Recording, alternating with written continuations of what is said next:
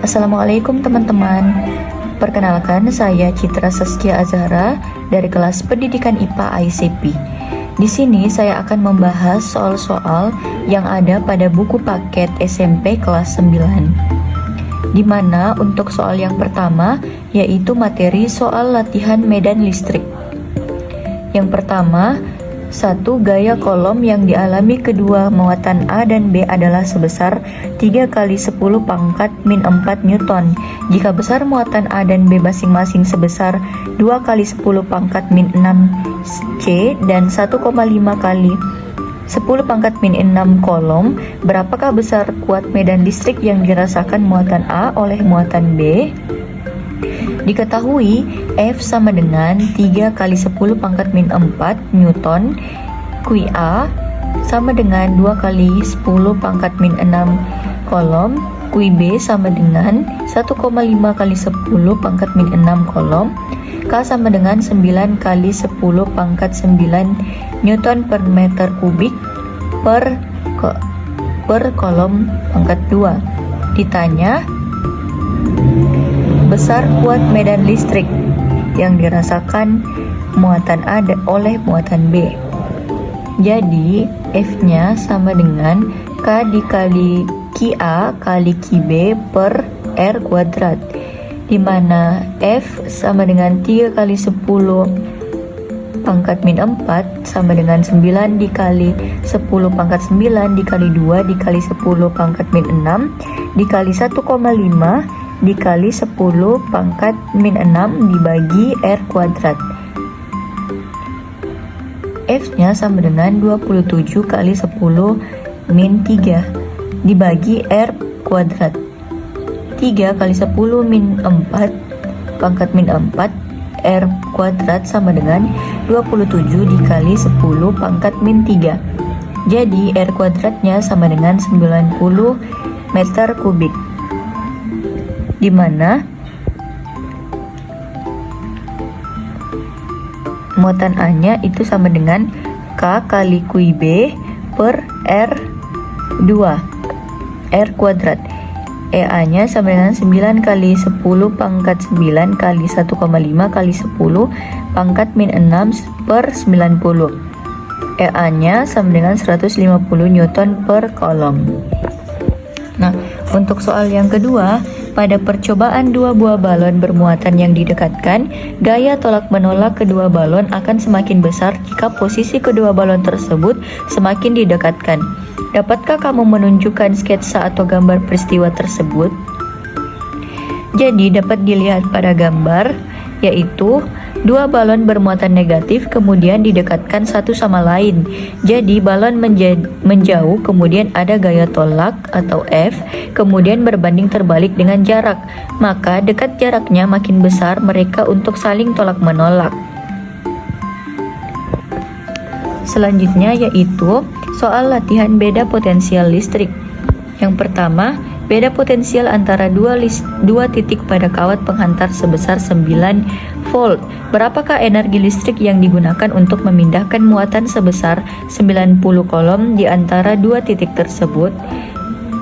Penyelesaiannya, untuk mendapatkan besar energi listrik, maka kita gunakan rumus. Diketahui delta V-nya sama dengan 9 volt. Q-nya sama dengan 30 kolom. Ditanya energi listriknya atau W-nya.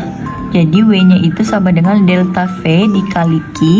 W sama dengan 9 dikali 30 sama dengan 270 joule. Jadi besar energi listrik yaitu 270 joule.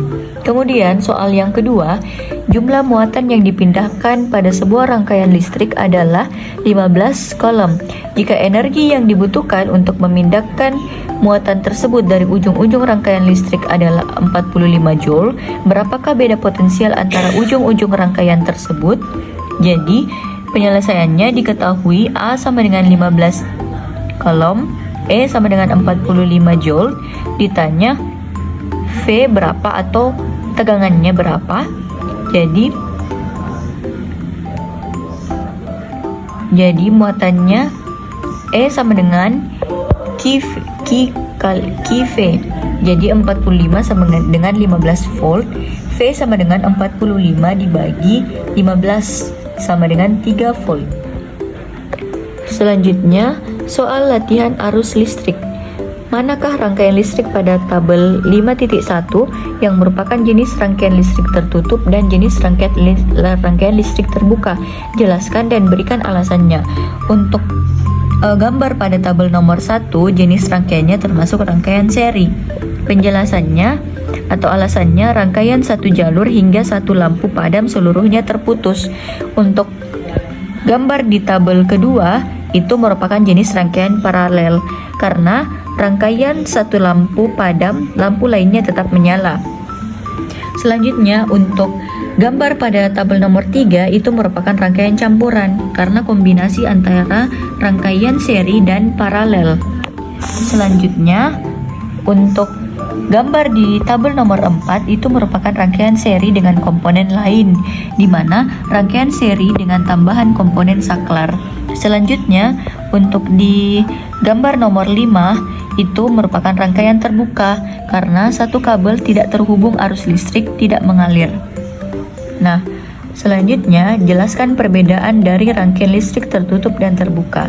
Nah, rangkaian listrik tertutup adalah rangkaian di mana semua komponennya terhubung sehingga arus listrik dapat mengalir secara bebas dari sumber listrik melalui komponen dan kembali ke sumber, di mana ciri-cirinya yaitu ada jalur lengkap yang memungkinkan aliran listrik, lampu atau bahan listrik lainnya akan menyala atau berfungsi karena ada aliran arus.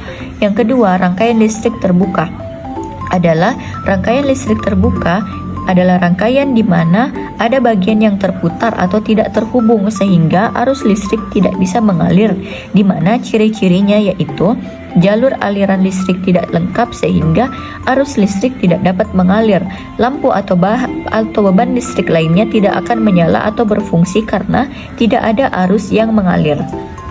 Selanjutnya adalah latihan soal hambatan listrik. Untuk soal yang pertama yaitu, cobalah lakukan kegiatan menyalakan bola lampu dengan memuat larutan garam dan larutan gula terlebih dahulu.